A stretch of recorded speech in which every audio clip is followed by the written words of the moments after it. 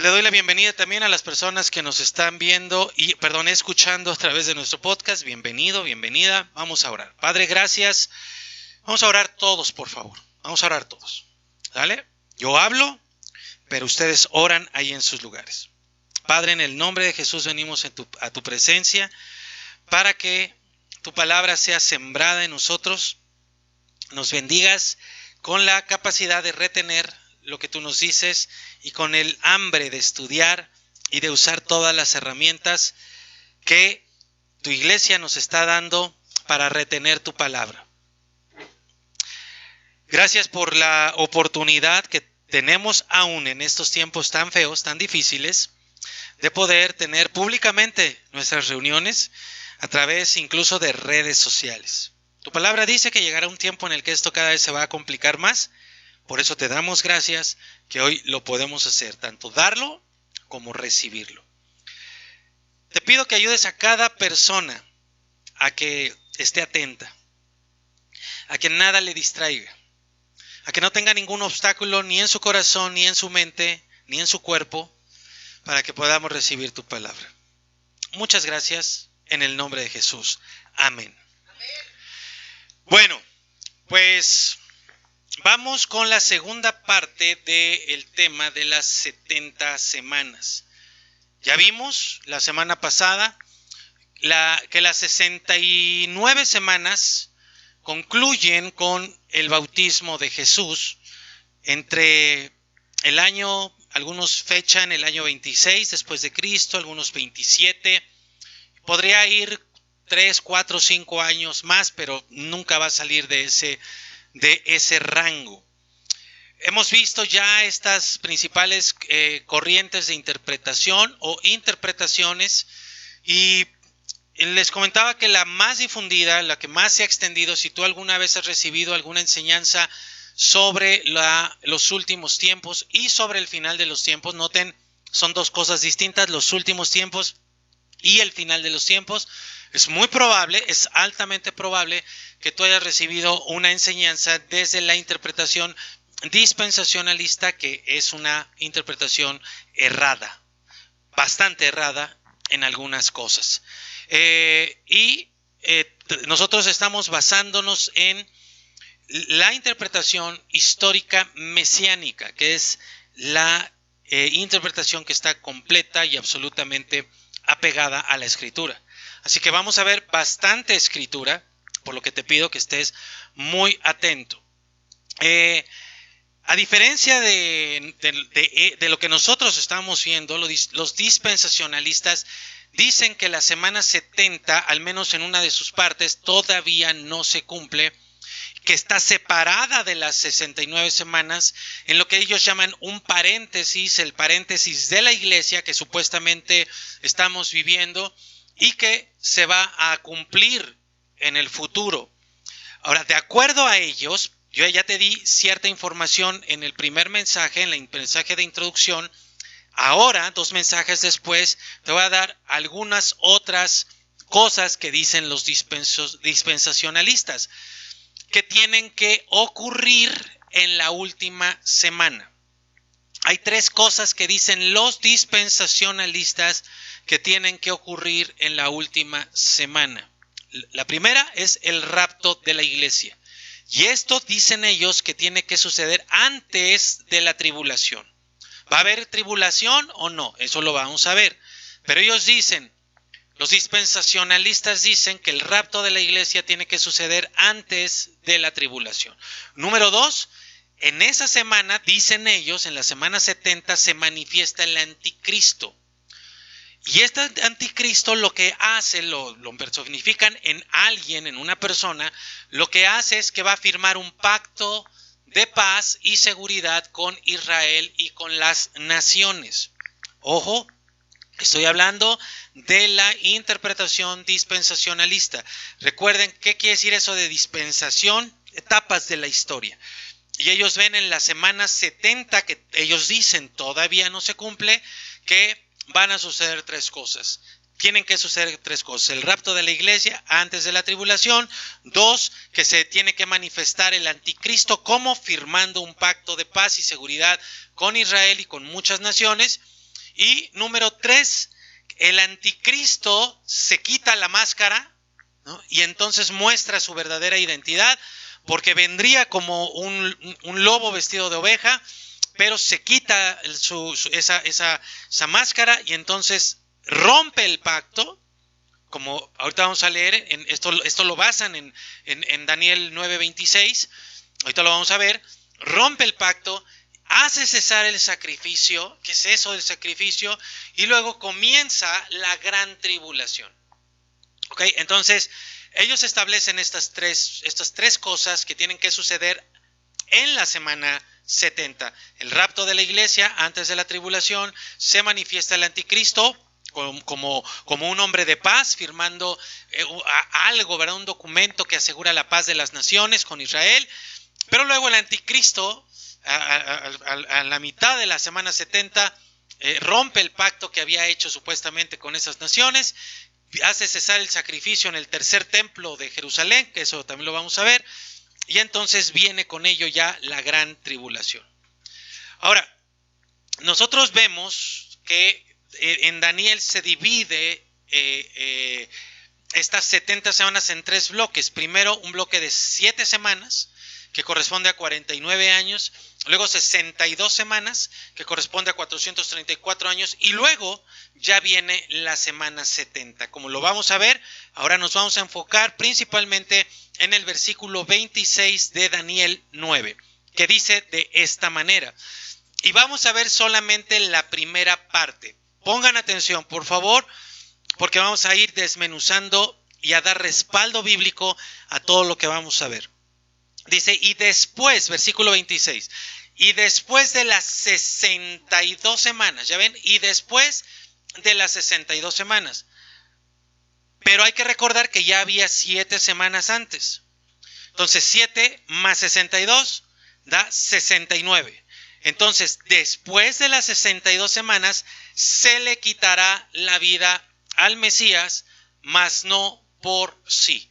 Esto quiere decir que la semana 69, como ya lo vimos el domingo pasado, se cumple con el inicio del ministerio de Jesús, el bautismo de Jesús, pero la semana 70 es donde sucede el sacrificio del Mesías. Cuando dice ahí, mas no por sí, tiene 2 significados. Uno es el que está escrito y otro que literalmente dice, nada habrá para él, nada habrá para él. O sea, lo que dice es, se le quitará la vida al Mesías y carecerá de todo, o no habrá nada para él. Y es muy interesante porque los 2 significados nos hablan del momento en el que Jesús murió, donde no fue por su pecado, pero tampoco encontró nada para él. No encontró ni siquiera a su padre. ¿Se acuerdan que le decía, Padre, ahí en la cruz, ¿por qué me desamparaste? ¿Por qué me has desamparado? En ese momento Jesús pagó por todo y se quedó completamente solo, careciendo hasta de su mismo Padre. Qué tremenda situación la que vivió Jesús. Pero ahora miren, aquí vamos a ver Juan capítulo 15, versículo 13. Porque toda la Escritura nos habla perfectamente y nos comprueba de que este Mesías, que quiere decir ungido en hebreo, que es el Cristo, ungido en griego, pues está hablando de Jesús. Miren lo que dijo Jesús en Juan capítulo 15, versículo 13. Dice, nadie tiene mayor amor que este, y él está hablando de sí mismo, dice que uno ponga, no que se la quiten, no que lo asesinen, sino que uno ponga su vida por sus amigos. Entonces, Jesús puso su vida voluntariamente. Jesús no es que se la hayan arrebatado. Cuando dice Daniel 9:26 que se le quitará la vida, es de manera voluntaria, porque Él la iba a dar. Entonces vemos en Juan capítulo 15, versículo 13, que se respalda el hecho de que de quien estaba hablando Daniel 9:26 era de Jesús, de nadie más. O tú podrías decir, pues eso ya lo sé, pastor. Ok, qué bueno, pero hay personas que dicen que es alguien más. Vamos, Daniel 9:26 lo dice clarísimo, desde el 25, desde el 24, está refiriéndose, pero recuerden que Daniel se escribió 6 siglos antes de Cristo, entre 5 y 6 siglos antes de Cristo. Ahora miren lo que dice Marcos capítulo 10, versículo 45. Marcos capítulo 10, versículo 45 dice, porque el Hijo del Hombre, hablando Jesús de él, no vino para ser servido, sino para servir. Y ahora fíjate lo que dice la última parte del texto. Dice, y para dar su vida en rescate por muchos. Ahora, quiero que pongas atención en algo. La palabra muchos, que ahí está subrayada, está resaltada, además de la frase, tiene un énfasis especial la palabra muchos. ¿Por qué no dice todos? ¿Jesús no dio la vida por todos? ¿Por qué dice por muchos? Interesante, ¿verdad? Y miren lo que dice Hebreos 9:28. Y son 2 textos de muchos, enfatizando la palabra muchos, de los que hay en la Escritura, porque en donde dice que Jesús dio la vida, que el Mesías dio la vida por muchos. Interesante que no diga por todos. Hebreos 9:28 dice, así también Cristo fue ofrecido, ahí está hablando del Padre, de Él mismo, una sola vez para llevar los pecados, y otra vez, de muchos. ¿Por qué no dice de todos? Y aparecerá por segunda vez sin relación con el pecado para salvar a los que esperan. ¿Qué estamos haciendo ahorita en este momento, mi querido amigo y hermano? Estamos dando respaldo bíblico de que la profecía del ángel en Daniel 9:26 está hablando única y exclusivamente de Jesús, el Hijo de Dios, el Hijo del Hombre. Hijo de Dios, hablando de su completa naturaleza divina, Hijo del hombre que nos habla de su completa naturaleza humana y cómo en él se cumple la profecía de Daniel, y ahí tienen el respaldo para que tú puedas también dar respuesta a quien te pregunte. Ahora vamos a ver esto porque nosotros muchas veces tenemos claro qué es la ley y tenemos claro qué es la profecía, o al menos creemos saberlo. Pero quiero mostrarte cómo la ley también es profética. Cómo una ley es y puede ser profética. Estoy hablando de la ley de Dios, no de la ley del hombre. Entonces, luego de la muerte del Mesías, que ya ahorita comprobamos que esa primera parte del versículo 26 habla de Jesús, vamos a ver la segunda parte del versículo 26. Daniel 9:26, segunda parte. Y aquí es donde vienen las confusiones y lo interesante. Mira, dice, y el pueblo de un príncipe que ha de venir, les voy a pedir ahora a todos aquí y en casa, por favor vamos a leer en voz alta esta segunda parte del versículo 26. ¿Listos? Parejitos, a las 3. 1, 2, 3. Y el pueblo de un príncipe que ha de venir destruirá la ciudad y el santuario, y su fin será con inundación, y hasta el fin de la guerra durarán las devastaciones. Muy bien. Ahora, aquí es donde el dispensacionalismo que te dije de las 3 cosas que tienen que suceder, que dicen ellos, es en este texto donde se basan para decir que este príncipe es el anticristo.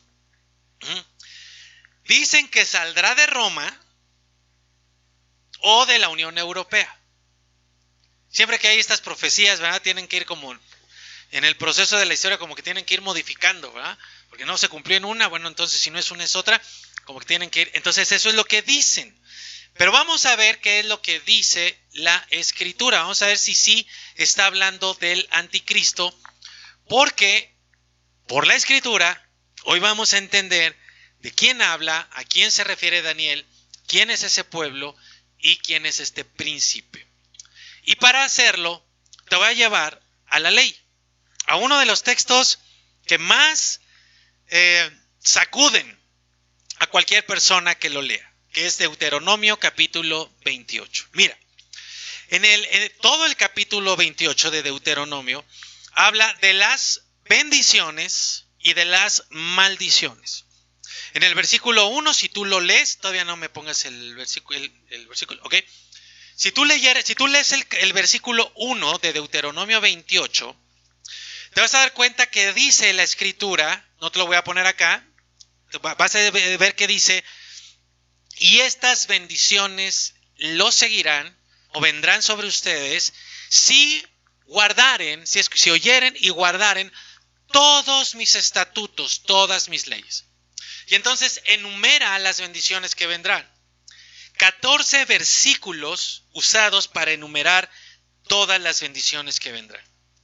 Y a partir del versículo 15, que ahora se los voy a poner, dice acá, versículo 15, 28:15, dice, pero acontecerá, si no oyeres la voz de Jehová tu Dios para procurar cumplir con todos sus mandamientos y sus estatutos que yo te intimo hoy, que vendrán sobre ti todas estas maldiciones y te alcanzarán. Y a mí siempre me ha impresionado que para narrar las bendiciones se utiliza 13 versículos, del 1 al 14, del 2 al 14.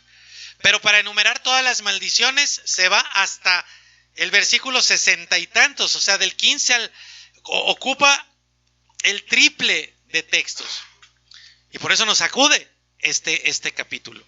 Y enumera una cantidad enorme de cosas. Pero quiero que notes, por favor, nos vamos a ir a lo específico. Así que vamos a ir al versículo 47. ¿Hay alguna pregunta?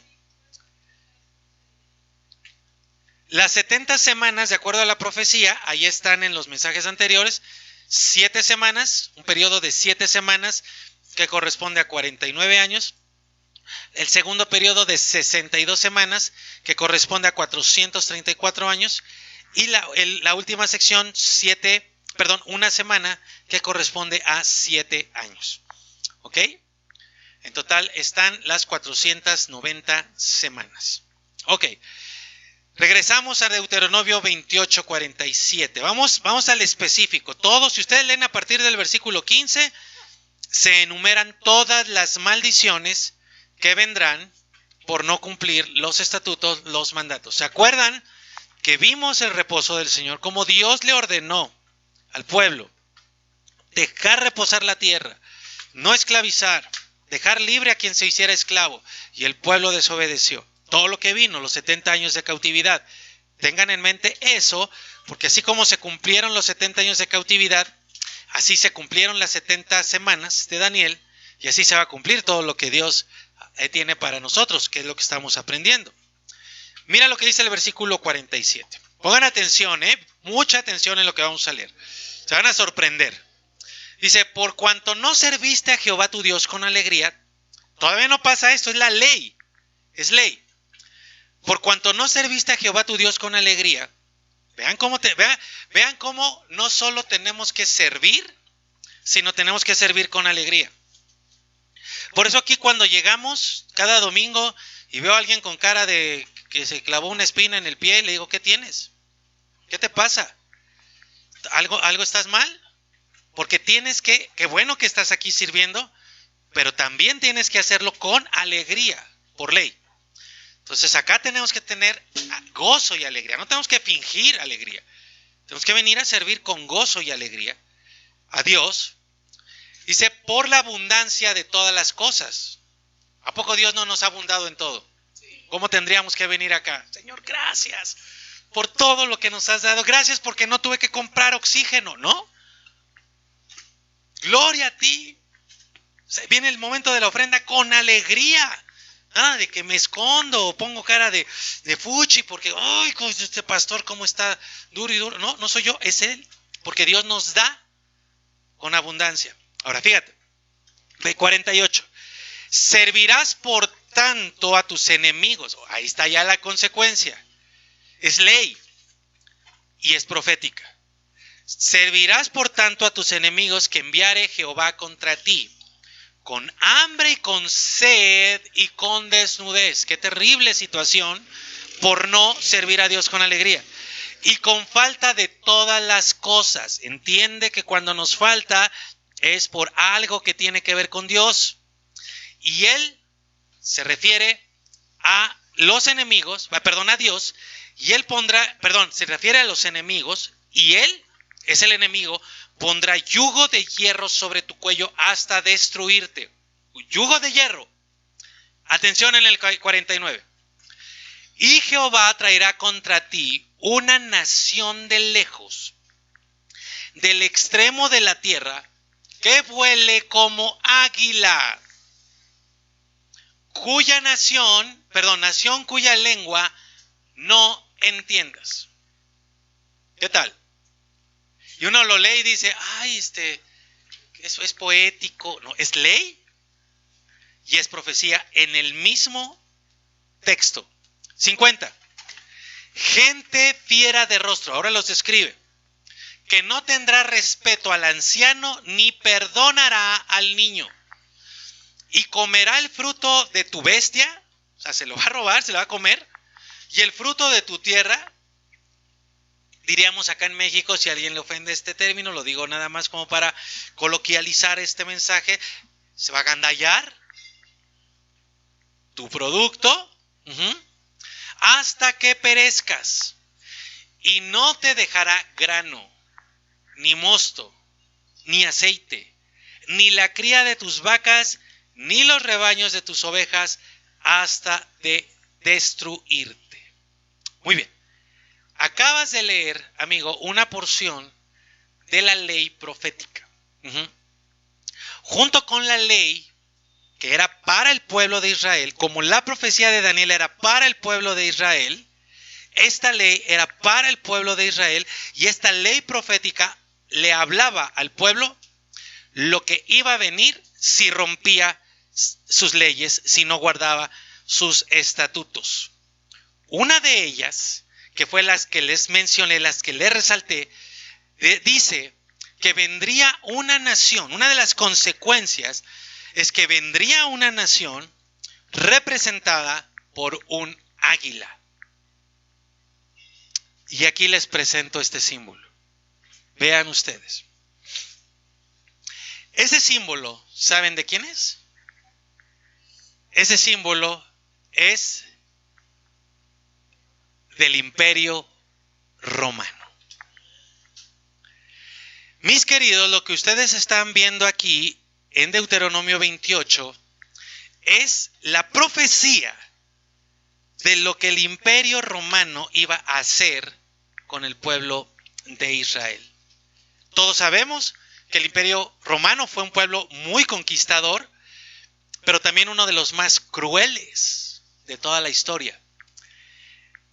Primero fue Babilonia, primero fue Egipto, luego Babilonia, y ahora sería Roma quien vendría a poner, a esclavizar, a robar, a someter, a cautivar al pueblo de Israel. ¿Se acuerdan de la estatua de Nabucodonosor? ¿Cómo estaban esos imperios? Bueno, esos imperios, todos los que están ahí representados, eran los que venían y sometían y sojuzgaban al pueblo de Israel. Ahora, mira por favor lo que dice Deuteronomio 28, ahí mismo, pero el versículo 64. Dice, ¿no lo tenemos? Ok, parece que se nos pasó, se los leo. Es Deuteronomio, anótenlo por favor para su estudio. Deuteronomio 28, 64. Dice, y Jehová te esparcirá por todos los pueblos. Tremendo. Porque si tú has leído un poquito de la historia o de la Biblia, sabrás que esto pasó con el pueblo judío. Desde un extremo de la tierra hasta el otro extremo.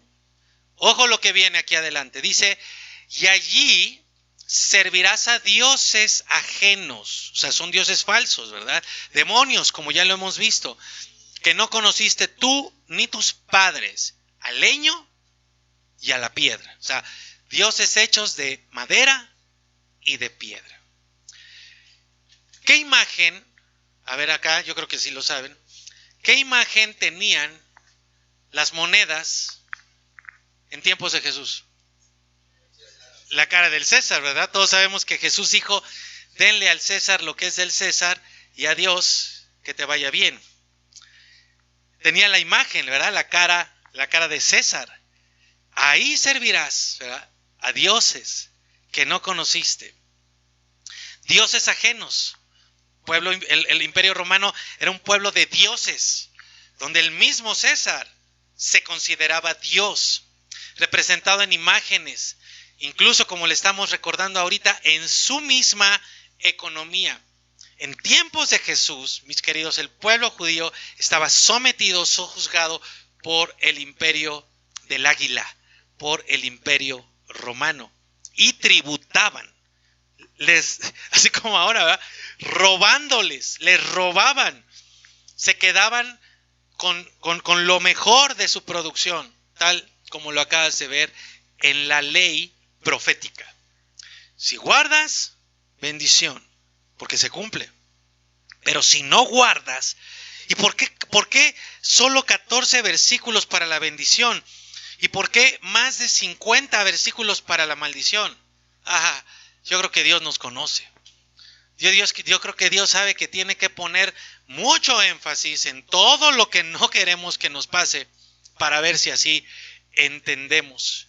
Otra vez, mis queridos, los judíos, una vez más en su historia, eran conquistados en su propia tierra, expulsados de ella, porque dice que tuvieron que salir e ir a vivir a otros lugares. Pero eso no es todo. Esto que te estoy demostrando ahorita, o que estamos estableciendo, mejor dicho, con la palabra de Dios, se refuerza con la profecía de Ezequiel, capítulo 7, versículo 1. Miren lo que dice acá, Ezequiel. Quiero que sepas que Ezequiel y Jeremías, Daniel y algunos otros fueron profetas contemporáneos. Mira lo que dice Ezequiel capítulo 7, versículo 1. Vino a mí palabra de Jehová diciendo: Tú, hijo de hombre, así ha dicho Jehová el Señor a la tierra de Israel. El fin, ojo, esto es lo que Dios le dice a la tierra de Israel. Ve cómo es a la tierra de Israel. El fin viene sobre los 4 extremos de la tierra. Ahora será el fin sobre ti, y enviaré sobre ti mi furor, y te juzgaré según tus caminos. Ojo lo que viene acá. Y pondré sobre ti tus abominaciones. Te voy a pedir que por favor le pongas una marca o escribas en tu cuaderno tus abominaciones. ¿Sí? Por eso está resaltado ahí. Tus abominaciones. Versículo 4. Y mi ojo no te perdonará. No dice te perdonará, dice no te perdonará. Y mi ojo no te perdonará. O sea, si tú crees que Dios se hace de la vista gorda, no. Y tu ojo no te perdonará. Ni tendré misericordia. Este es Dios hablando, ¿eh? El que la gente piensa que Dios es tan bueno, que nada, que no va a castigarnos, que nada. No. Es Dios hablando diciendo, mi ojo no te perdonará, ni tendré de ti misericordia.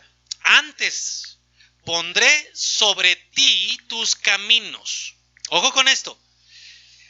Pondré sobre ti tus caminos. Y en el mismo texto repite, y en medio de ti estarán tus abominaciones, y sabrás que yo soy Jehová. Aquí estamos en el versículo 4. Si tú lees el versículo 9 de este capítulo, te vas a dar cuenta que vuelve a repetir, en medio de ti estarán tus abominaciones. A ver, digan conmigo, tus. Ahora les pregunto aquí, les pregunto en casa, ¿las abominaciones de quién? No. ¿No dijeron tus abominaciones? ¿De quién son las abominaciones? ¿De Dios? O sea, Dios tiene abominaciones, Dios de mi vida. ¿Qué está pasando aquí? Señor, déjame, me retiro para que dejes caer tu rayo y no me toque a mí. A ver, otra vez, a ver, iglesia, concentrancia, por favor, concentrancia. Cuando dice tus abominaciones, ¿de quién son las abominaciones? No me están entendiendo, ¿verdad? De Israel. ¿Qué dice ahí el versículo 1? Jehová, el Señor, le habla a la tierra de Israel. Entonces cuando dice tus abominaciones, ¿de quién son las abominaciones? De Israel. A ver, todos en casa, y aquí digan, de Israel. ¿Tú eres Israel? No. Entonces está hablando de las abominaciones de Israel. ¿Por qué? Porque viene la ley, Levítico, Éxodo, Números, Deuteronomio, y en el capítulo 28 de Deuteronomio dice, si no me obedeces, vendrán sobre ti todas estas maldiciones. Y luego cada profeta vino en base a la ley diciendo, si no obedeces.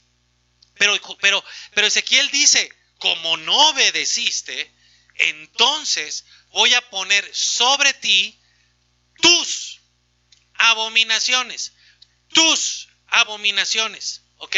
Y lo repite en el versículo 9. El pueblo judío no obedeció. El pueblo judío llevó a cabo cualquier cantidad de abominaciones. Ahora, Dios traería la cosecha. Ojo, lo que les decía hace rato de sembrar. Traería la cosecha. Dios les traería la cosecha de su maldad. Sembraron abominación, cosecharían abominación.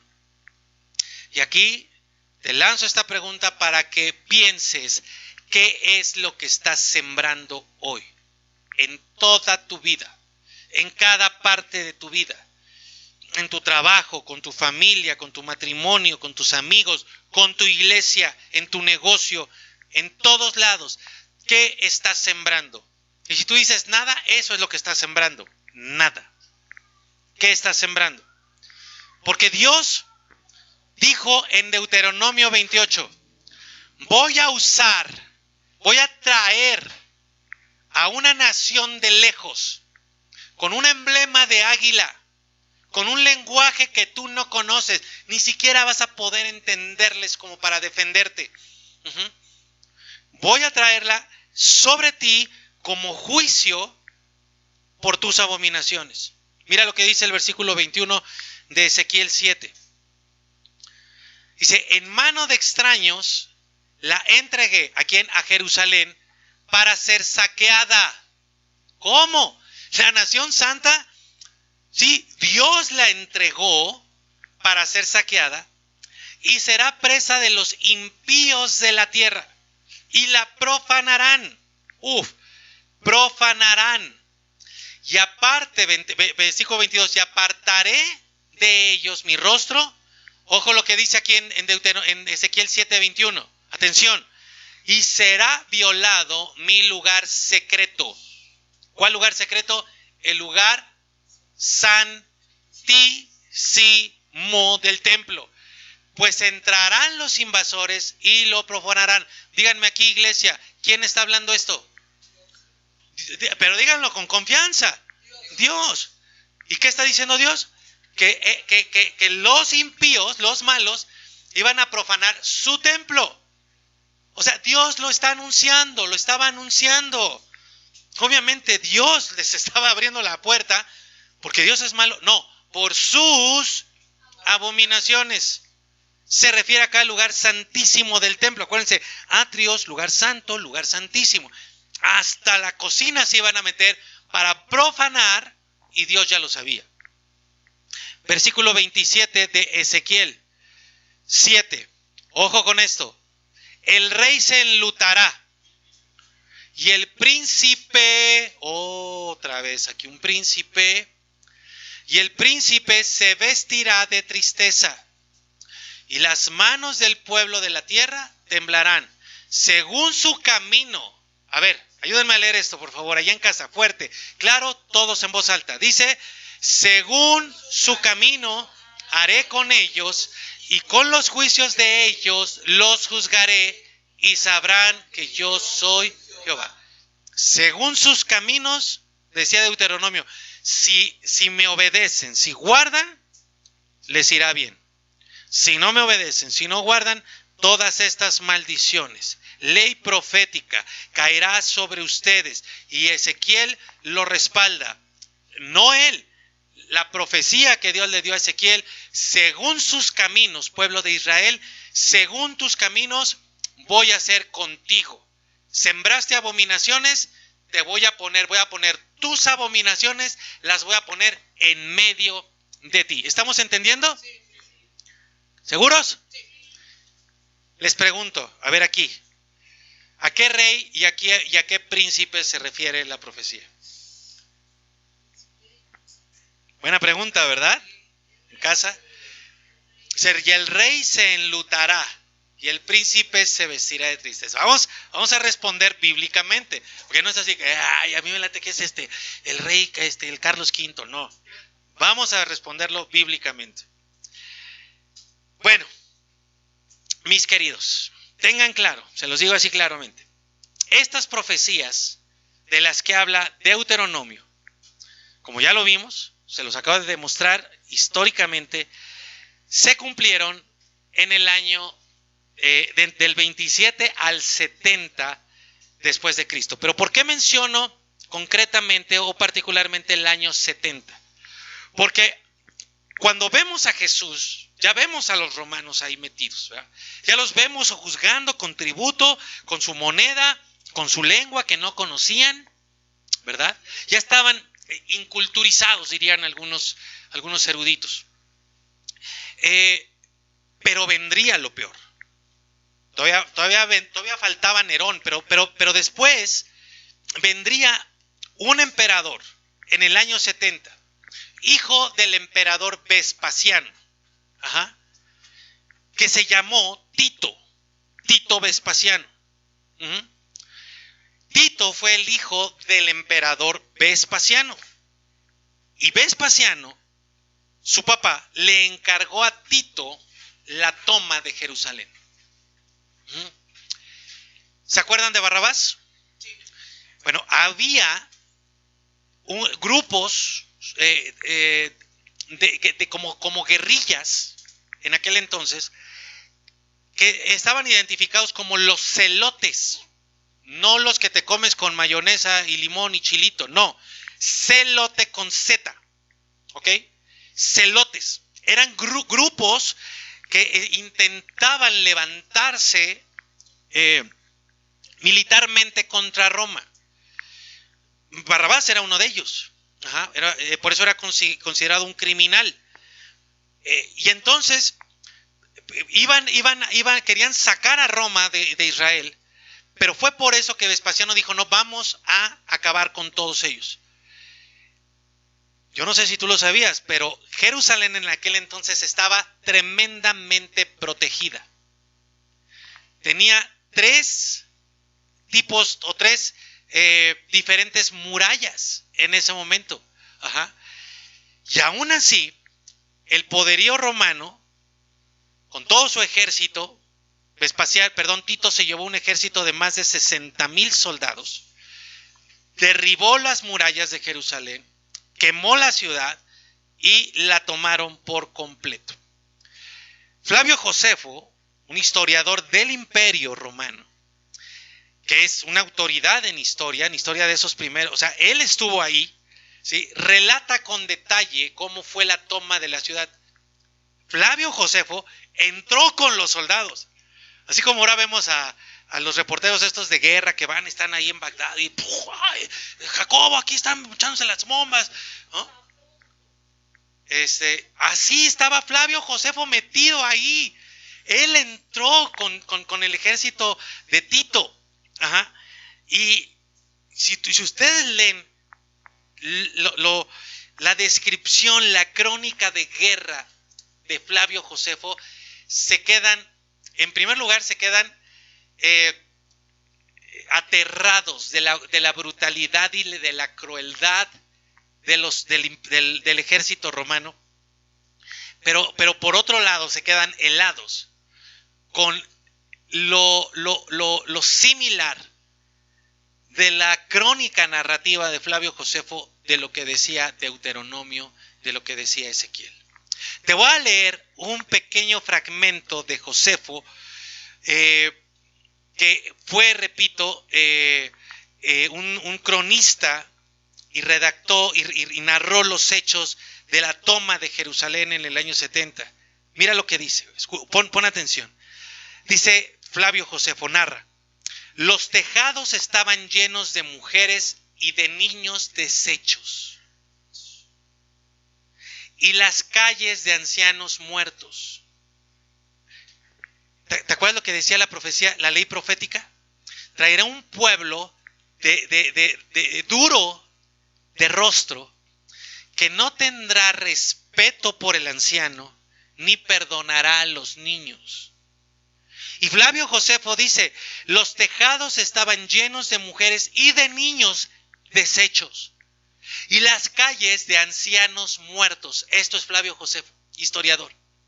Los niños y los jóvenes vagaban hinchados como fantasmas por las plazas y se desplomaban allí donde el dolor se apoderaba de ellos por las heridas. Un profundo silencio y una noche llena de muerte se extendió por toda la ciudad de Jerusalén. Cronista, testigo ocular, Flavio Josefo. Ley profética, respaldada por las profecías, por los historiadores, pero ahora mira a Jesús respaldando la ley profética. Mateo 23:37. Mateo 23:37. Es Jesús llegando a la ciudad en su primero o segundo año de ministerio. No es cierto, ya estaba en el tercer año del ministerio, ya iba hacia la parte final, capítulo 23 de Mateo. Y entonces se detiene y desde un punto donde tenía una panorámica de la ciudad, Jesucristo se lamenta y dice: Jerusalén, Jerusalén. Y mira lo que hacían. Mira lo que hacía Israel: que matas a los profetas y apedreas a los que te son enviados. ¿Cuántas veces quise juntar a tus hijos como la gallina junta sus polluelos debajo de las alas, y no quisiste? Pon atención al versículo 38. He aquí su casa. ¿La de quién? La de Israel, la de Jerusalén. He aquí su casa quedará desierta. Aquí tenemos la explicación de las abominaciones, o una de las partes de las abominaciones. ¿Qué abominaciones hacían los de Israel? Apedreaban a los mensajeros y mataban a los profetas. En otras palabras, ¿sabes cuál era la abominación de Israel? Que rechazaban la palabra de Dios. La rechazaban, la rechazaban, la rechazaban, la rechazaban. Ellos cerraron sus oídos a la palabra de Dios. Acabaron con los enviados, los mataron. Ahora ellos iban a recibir la cosecha de sus abominaciones. Por eso, ¿te acuerdas cuando vimos y estudiamos Mateo 24 en el versículo 1? Cuando van saliendo del templo, Jesús con sus discípulos, se acercan estos discípulos para mostrarle, para presumirle: mira, la ciudad reconstruida después de esos 70 años de cautiverio en Babilonia y después de esos 430 años de reconstrucción, mira lo que el pueblo hizo. Pero en el versículo 2 responde Jesús y les dice: ¿ven todo esto? De cierto les digo, y ahí está Jesús viendo el año 70, de cierto les digo que no va a quedar aquí piedra sobre piedra que no sea derribada. Ay, Jesús, por favor, ¿cómo se te ocurre? Si esto nos llevó 450 años para construirlo, y en menos de 40 años, esta profecía que viene desde Deuteronomio, que pasa por Ezequiel, Jesús la respalda, y en menos de 40 años se iba a estar viendo cumplida por la destrucción llevada a cabo por la mano de Tito Vespasiano. Ahora vamos a regresar a la profecía de Daniel. Daniel 9:26, segunda parte, donde dice, ahora pon atención: y el pueblo de un príncipe que ha de venir, destruirá la ciudad. ¿Ya vieron? Profetizada por la ley en Deuteronomio, profetizada por Ezequiel, respaldada por Jesucristo, unos 30, 40 años de que sucediera. y el pueblo de un príncipe que ha de venir destruirá la ciudad. ¿Cuál ciudad? Jerusalén. Y el santuario. Y su fin será con inundación, y hasta el fin de la guerra durarán las devastaciones. ¿Lo ven? Ahí está cumplido en los tiempos de Jesús, en el año, posterior a los tiempos de Jesús, en el año 70. Pero mira, es en este versículo, te explicaba al inicio, que es donde la interpretación dispensacionalista dice que este príncipe es el anticristo.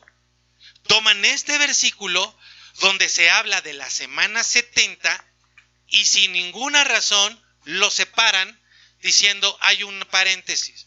¿Dónde se lee que va a haber un paréntesis? Por ningún lado. ¿De dónde se sacan que ese príncipe es el anticristo? Si en el mismo texto habla del Mesías príncipe, y ya vimos cómo la palabra de Dios respalda que a Jesús le fue quitada la vida porque Él la entregó. Y no hay ningún texto, ninguna palabra que hable de separación. Ya sé que estás pensando en el versículo 27. Ese es el próximo domingo. Espérate. Ahora, ponme atención acá. No te vayas al versículo 27. Se habla de un príncipe y de un pueblo. O sea, se habla de dos sujetos. Un príncipe y un pueblo. Y se habla de dos acciones. O sea, dos predicados. Gramática española básica. ¿Ok? Creo que todos lo sabemos, ¿no? Hasta nuestros queridos gringos que nos están viendo saben gramática. Hasta los franceses saben gramática española básica, ¿no? Dos sujetos y dos predicados. Pregunta en casa. Ey, no te me distraigas. Pregunta. Dos sujetos, dos predicados. Pregunta. ¿Quién hace qué cosa? Basados en el versículo 26. Entonces, otra vez, los sujetos son el príncipe y el pueblo. Los predicados son que ha de venir y que destruirá la ciudad. ¿Quién hace qué? ¿Quién destruye la ciudad? ¿Quién destruye la ciudad? ¿El pueblo? El pueblo. El príncipe no. El príncipe ha de venir. Pero el pueblo es el que destruye la ciudad. ¿Ya vieron? Entonces no dice que el príncipe destruirá la ciudad.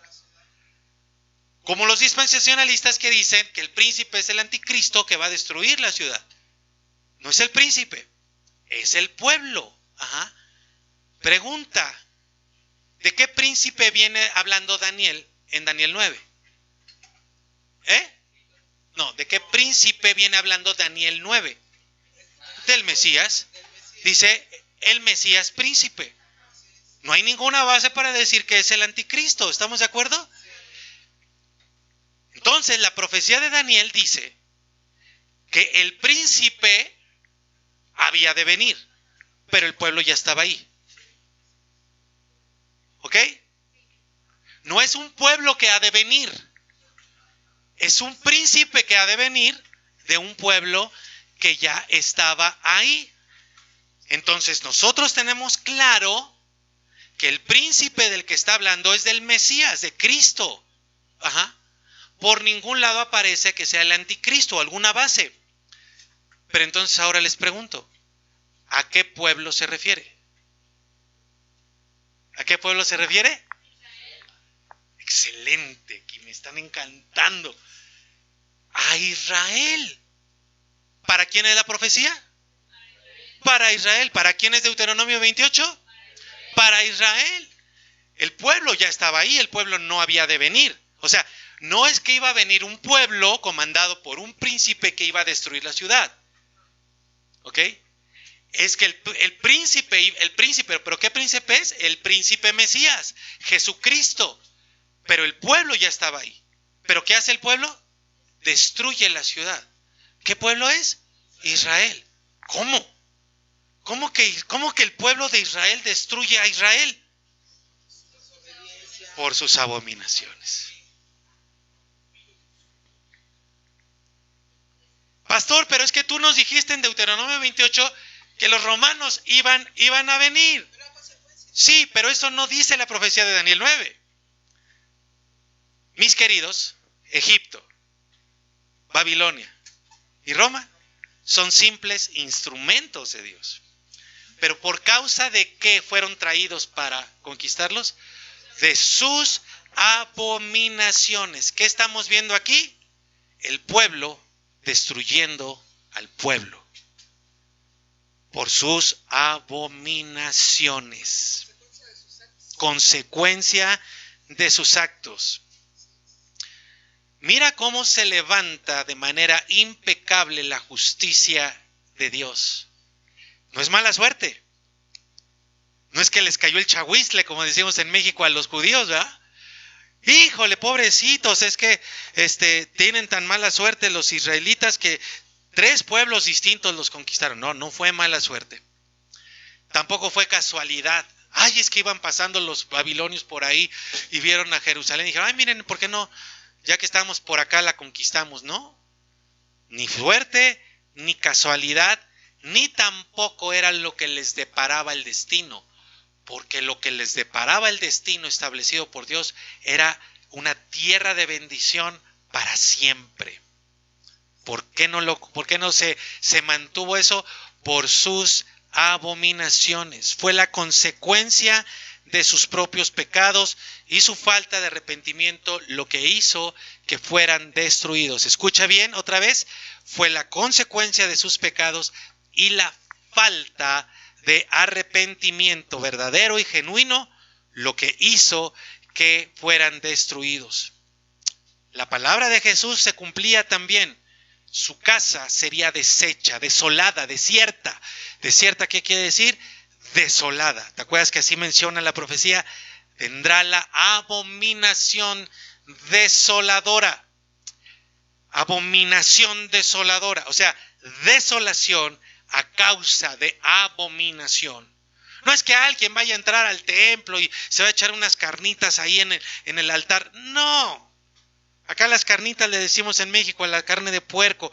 No es que vayan a sacrificar. Es que los puercos son odiados por los judíos. No. Es la abominación del propio pueblo que desoló su tierra. La abominación desoladora. Ahora les tengo 2 preguntas. ¿Será que Deuteronomio 28 sigue vigente? ¿O la gracia de Cristo ya nos libró de Deuteronomio 28? ¿Será que vino a redimirnos de la ley y entonces podemos hacer lo que queramos y pecar sin parar al fin que Cristo ya nos perdonó todo? Pon toda tu atención porque aquí está el alimento para tu espíritu el día de hoy. Ya te di información. Pero ahora necesitamos vida buena, vida espiritual, para salir del embrollo, del hoyo, de esos círculos de muerte en el que nos encontramos. En primer lugar, ojo, siempre hacemos lo que queremos. Antes de Cristo, después de Cristo, durante Cristo, con o sin Cristo, amigos. Siempre hacemos lo que queremos porque ese fue el regalo que Dios nos dio desde que hizo al ser humano. Él jamás ha obligado a nadie, jamás le ha hecho manita de puerco a nadie, jamás ha cooptado a nadie para que esa persona haga la voluntad de Dios. Tú siempre has hecho lo que has querido. Pero miremos por favor lo que dice el Nuevo Testamento para que podamos entender esta pregunta que les estoy haciendo.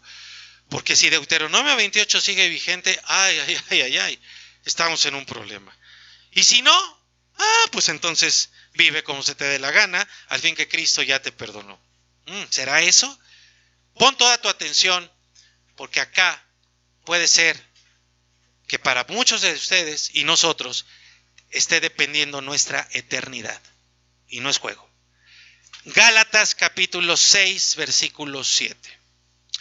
Quiero que notes que Gálatas ya no está en Deuteronomio, ya no es parte del Antiguo Testamento, no es parte del Pentateuco de los 5 libros de la ley, es Nuevo Testamento, es carta de Pablo, es posterior a los Evangelios, a la obra redentora de Jesucristo.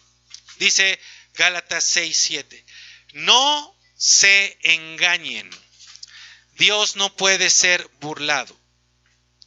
Todo lo que el hombre siembre, eso mismo cosechará. Porque el que siembra para su carne, de la carne cosechará corrupción, pero el que siembra para el Espíritu, del Espíritu cosechará vida eterna. ¿Ves por qué te digo que depende nuestra eternidad en muerte o en vida en base a esto que dice la palabra de Dios? Como te decía, esto ya no es ley mosaica. Esto ya no es ley mosaica. Pon atención a lo que te voy a decir. Es ley del nuevo pacto. Es ley de la gracia. ¿Qué? ¿Cómo que ley de la gracia? ¿Que la gracia no viene a anular la ley? Te lo vuelvo a decir otra vez. Esto no es ley mosaica. No es ley de Levítico, ni de Números, ni de Deuteronomio. No fue la ley de los 10 mandamientos. Esta es ley del nuevo pacto. Después de Jesús, es ley de la gracia. ¿Cómo es que hay ley de la gracia si a mí me enseñaron que la gracia anula a la ley? Sí. Te explico.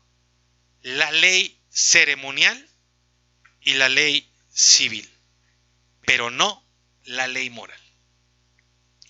Cuando tú lees el Antiguo Testamento, cuando tú lees el Pentateuco, los primeros 5 libros de la ley, cuando Dios le da a Moisés y al pueblo la ley, está dividida al menos en 3 partes. Le nombrarán de manera distinta algunos estudiosos, pero básicamente es la ley ceremonial o ritual, la ley civil y la ley moral. ¿Ok? La ley ceremonial, como se los explicaba en un desayuno, Dios se la dio al pueblo para enseñarle acerca de Jesucristo.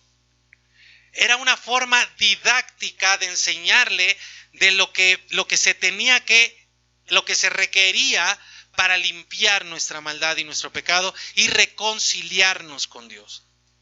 La ley civil estaba puesta porque Dios estaba empezando a organizar a toda una nación, o más bien a un grupo de 4 millones de personas en nación, de acuerdo a los términos de ese tiempo, de la cultura, del momento, de la geografía, del idioma. Cuando dice Gálatas mismo que no vivimos por la ley, está hablando de la ley ceremonial y de la ley civil. Te voy a poner ejemplos de la ley civil y de la ley moral. Por ejemplo, la ley dice que hay que circuncidarse para ser parte del pueblo de Dios. ¿Eso es ley civil o ley ceremonial? Ceremonial. ¿Verdad? Nosotros ya no necesitamos circuncidarnos para ser salvos. ¿Ok? Y varios hombres dicen, Señor, te amo. ¿Verdad? La ley establecía una cantidad de fiestas, la fiesta de los tabernáculos, la fiesta de Yom Kippur, la Pascua. ¿Sí? ¿Era ley ceremonial o ley moral? Ceremonial. Nosotros ya no tenemos que guardar, porque esa ley fue para el pueblo de Israel, como estas profecías son para el pueblo de Israel. Por ejemplo, cuando alguien encontraba a alguien en adulterio, lo tenían que matar a pedradas. Ajá. Y ahí varios adúlteros dirán, gloria a Dios, ¿verdad? Y a ver si así se arrepienten. Nosotros, esa ley civil, ya no la tenemos que guardar. Gracias a Dios por los adúlteros, o sea, que Dios les da vida. No estoy diciendo que gracias a Dios por lo que hacen, no, que Dios les da oportunidad, pero gracias también a todos los demás, que ya no los tenemos que agarrar a pedradas. Ahora, todo eso, hay razones que no es el momento para explicarlo. Pero, por ejemplo, ¿debemos o no debemos perdonar a quienes nos ofenden? ¿Esa es ley civil, ley ritual, ley ceremonial o ley moral? Es ley moral. De hecho, ojo amigo, es tan importante la ley del perdón que si tú no perdonas, tú no puedes ser salvo. Porque dice Jesucristo, perdona mis deudas contigo, así como yo perdono a los que me deben. Así que si tú no perdonas, tú no tienes el perdón de Dios, y el perdón de Dios es necesario para tu salvación. Nosotros debemos de olvidar la ley, el primer mandamiento que dice que no tengamos dioses ajenos. Esa no es una ley civil, no es una ley ceremonial, es una ley que permanece, que trasciende. Nosotros debemos de seguir guardando el no tener dioses ajenos ni hacernos imagen. ¿Debemos matar? ¿Debemos codiciar? ¿Debemos odiar? No. O sea, no porque Jesucristo vino a redimirnos de la ley, ahora podemos codiciar a la mujer ajena. O ahora podemos matar a nuestro prójimo. No. O sea, Él no nos vino a redimir de esa ley porque es una ley moral. De hecho, cuando llega Jesucristo dice, ustedes escucharon que fue dicho, ama a tus amigos. Ama a tus amigos. Eso es lo que decía la ley. Ama a tus amigos. Pero ahora yo les digo, ama a tus enemigos. ¡Pum! De pronto lo que Jesús nos dice supera por mucho a la ley y sigue siendo ley del nuevo pacto, ley de la gracia. Ya sé que alguien está diciendo, uy, esto se pone peor, yo venía a la iglesia, yo estaba escuchando al pastor para que me aligerara la carga, para no sentirme tan mal con mis pecados. No. Jesucristo no vino a que no nos sintamos mal con nuestros pecados. Por lo tanto, yo no puedo estar aquí para hacerte sentir bien con tus pecados. Yo estoy aquí para hacer lo que hizo Jesucristo, para decirte lo que hizo Jesucristo por nosotros, salvarnos de nuestros pecados, no hacernos sentir bien con nuestro pecado.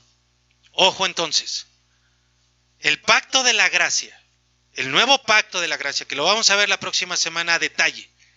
El nuevo pacto de la gracia no nos exime de la ley, de cumplir la ley moral. La gracia nos ayuda a cumplir lo que nosotros no podemos cumplir. En ningún momento Jesús dijo, ay, olvídense, ya hombre, cometan adulterio, al fin que yo los voy a perdonar, ya morí por ustedes. Ya derramé mi sangre en la cruz, cometan adulterio todas las veces que quieran, róbenle a todo el mundo, levanten todos los falsos que quieran. Jesucristo en algún momento llegó a decir algo así. ¡No! Bueno, hasta un ateo se escandaliza, se acaba de escandalizar de lo que acabo de decir. Porque Jesús nunca dijo algo como eso. Entonces, amigo, no lo digas tú. Uy, uy, uy, uy, uy, uy, uy, uy, uy. ¿Cuántos que dicen creer en Cristo pecan y dicen, no importa, al fin que Cristo ya me perdonó? Ay, ay, ay, ay, ay. ¿Qué dice Gálatas 6:7? Cuidado. Nadie puede burlarse de Dios. Y esta es la palabra que Dios tiene para ti, que llega en un momento, en un espacio de gracia, amigo, para ti y para mí. No te burles de Dios. Deja ya de burlarte de Dios. Más concretamente, el mensaje de Dios para ti, para mí hoy, mensaje de vida y de misericordia, es deja ya de burlarte de Dios. Porque Él no se hace de la vista gorda como lo oíste en Ezequiel. Porque llegado el momento, Él no va a tener misericordia de ti. Porque Él está teniendo misericordia de ti. Y porque en su gracia y en su misericordia viene y te dice, deja de burlarte de mí. Deja de burlarte, deja de estar pensando allá en tu privacidad de tu espíritu, diciendo, no importa que viva así, al fin que Dios me perdona, al fin que Cristo murió por mí, al fin que su sangre alcanza para cubrir la multitud de mis pecados. Deja ya de burlarte de Dios si es que quieres vivir. La gracia, como te lo he dicho, no es una licencia para pecar. ¿Qué es la gracia? Es poder para obedecer. Te lo digo otra vez, la gracia de Dios es poder para obedecer. Gracia es regalo. ¿Qué nos regaló Dios? nos regaló la salvación eterna en Cristo Jesús y el poder del Espíritu Santo para vivir una vida santa como cuerpo santo de Cristo Jesús. Ese es el regalo de Dios. Mira lo que dice Gálatas capítulo 6, 9.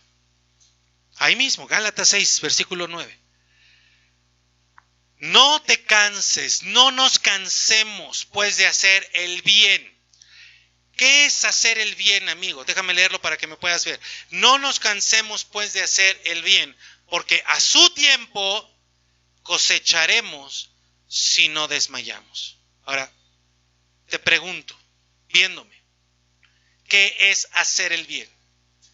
Es cumplir con su palabra, con lo que dice su palabra. No te inventes cosas. Hacer el bien es cumplir con lo que dice su palabra.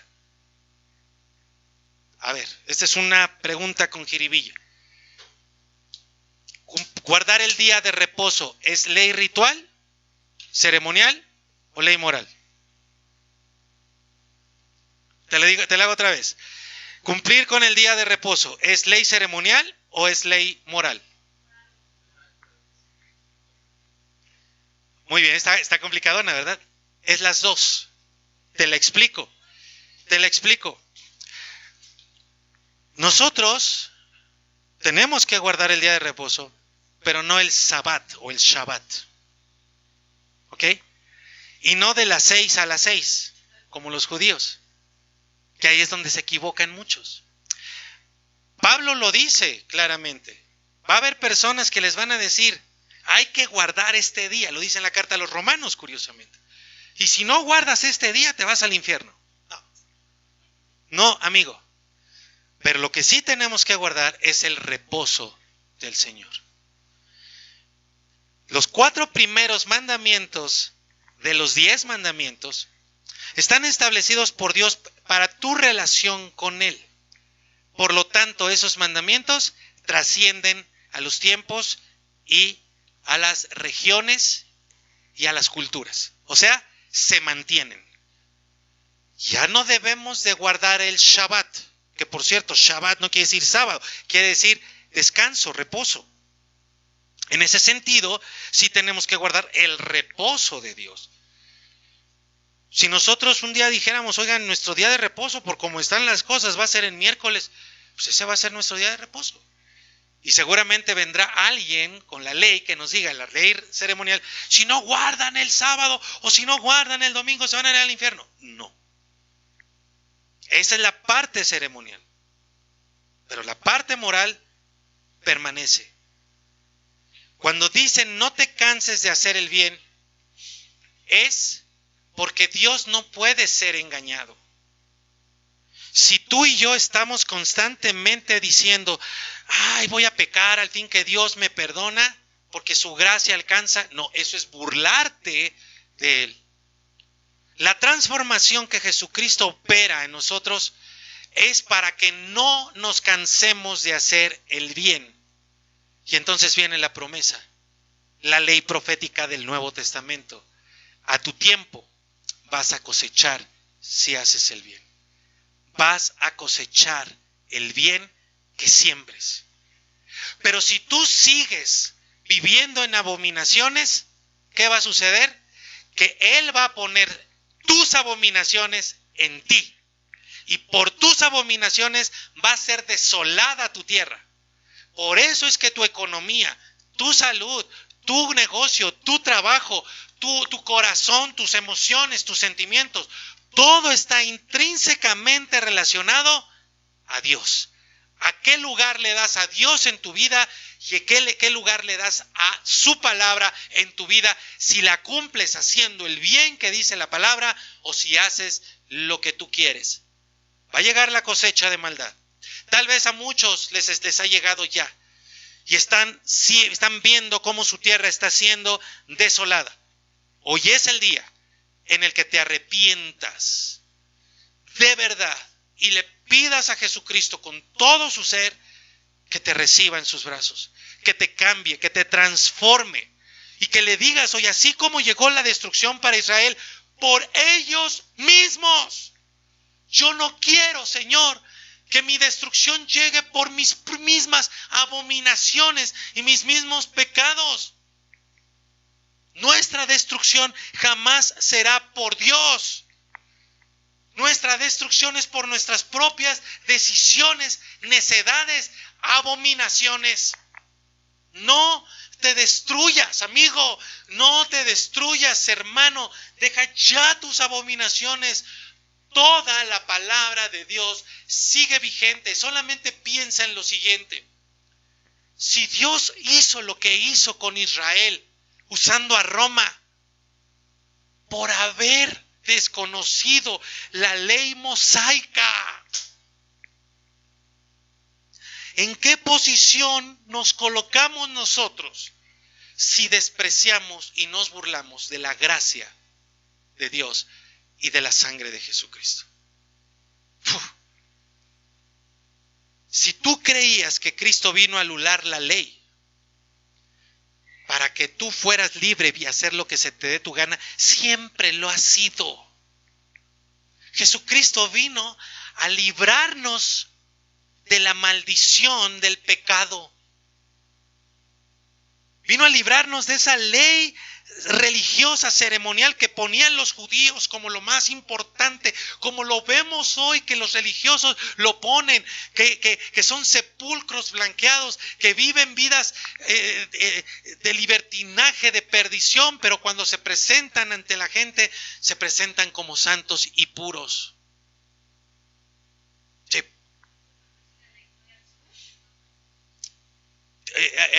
Por supuesto, sí, estoy viendo ahí si hay alguno, pero por supuesto, si estoy en lo correcto, todos son ley moral, los 10 son ley moral.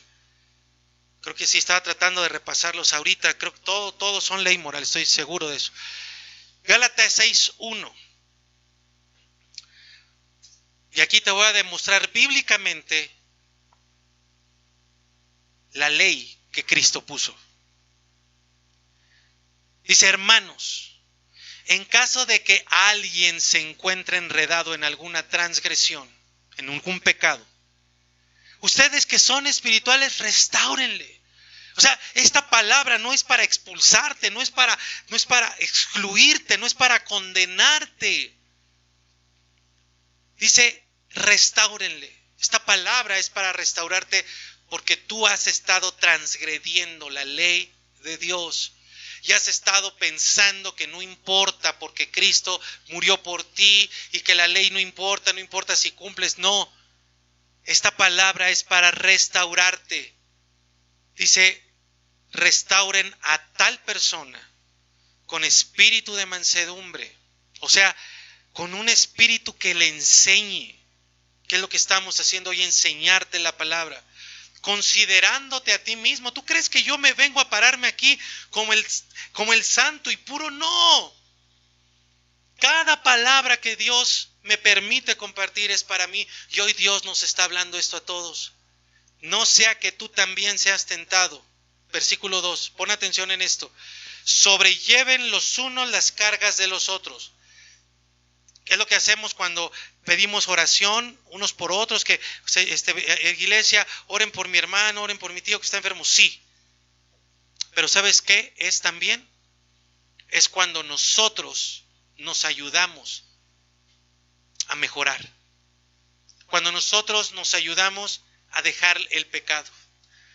Y por eso son los grupos de discipulado, por eso es el discipulado, para que podamos decir: vamos, sí podemos en Cristo Jesús, por el Espíritu de Dios podemos dejar este pecado, podemos romper este círculo vicioso, ese círculo de maldición. Vamos.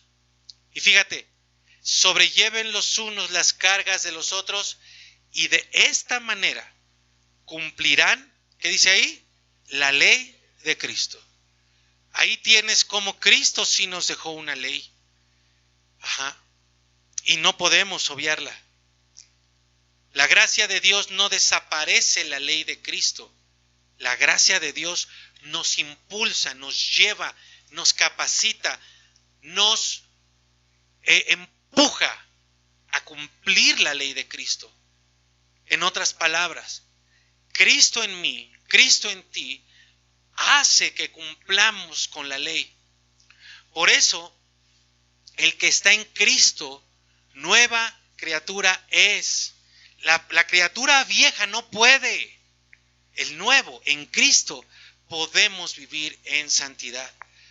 Déjame decírtelo, podemos cumplir Deuteronomio 28 y mucho más. Y mucho más. En ese sentido, Deuteronomio 28 ya no está vigente, porque lo que Cristo vino a hacer, vino a explicarnos, a abundarnos. Porque si para el pueblo de Israel esperaba una tierra donde fluía leche y miel, para ti, para mí, mi hermano, bendiciones impresionantes en esta tierra y lo que viene en la eternidad. Antes no podíamos, ahora sí, si verdaderamente venimos a Cristo. Mira cómo, sin alterar una sola cosa de la palabra de Dios, tenemos instrucción, enseñanza doctrinal clara, pero ve a lo que Dios nos está llamando.